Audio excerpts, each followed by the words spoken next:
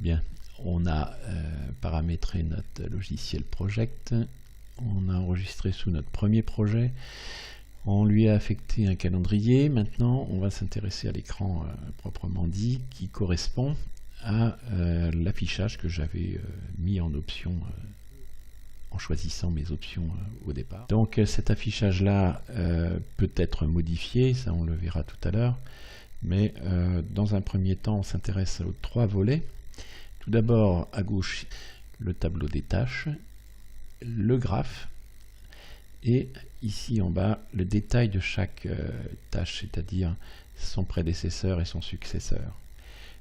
Ça c'est intéressant parce que quand on programme, on sait bien que chaque activité, chaque tâche a un successeur et un prédécesseur ou un antécédent. Au niveau du graphe, la bande calendaire. Cette bande calendaire, elle correspond donc là aussi à ce que j'avais demandé, hein, mais on peut intervenir dessus évidemment. Donc bouton de droite de la souris et on sélectionne échelle de temps.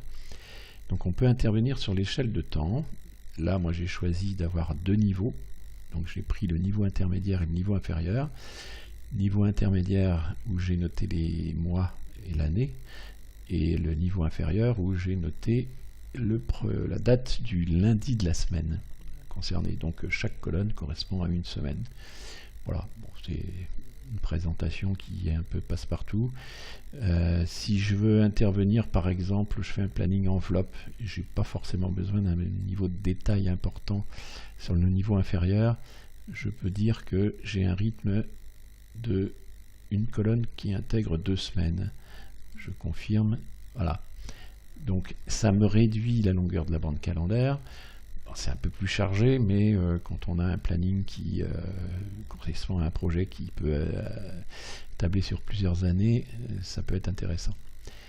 Donc on revient niveau intermédiaire, je reviens sur une.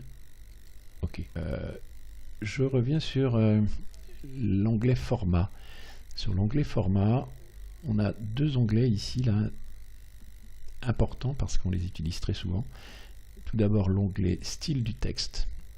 Dans cette fenêtre, on a la possibilité d'intervenir sur les caractères, sur les polices de tout ce qui concerne le planning. Et c'est dans cette liste déroulante où on voit le titre des lignes et des colonnes, les tâches jalons, les tâches récapitulatives, les échelles de temps. Par exemple, échelle de temps, on va faire un exemple, hein, échelle de temps intermédiaire. Je sélectionne ça et on voit que pour le moment c'est du gras en caractère 10. Je vais passer en 12 et c'est donc ici que ça va se passer. Hein. Voilà, donc vous avez vu, c'est bien évidemment plus gros. Donc si par exemple cette nouvelle police m'intéresse, je m'aperçois que c'est beaucoup mieux, j'ai la possibilité d'enregistrer cet affichage. Affichage, enregistrer l'affichage.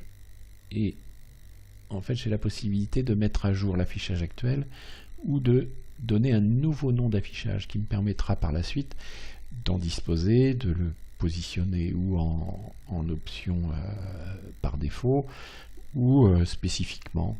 Je suis en train de mettre à jour mon affichage actuel, donc je choisis OK.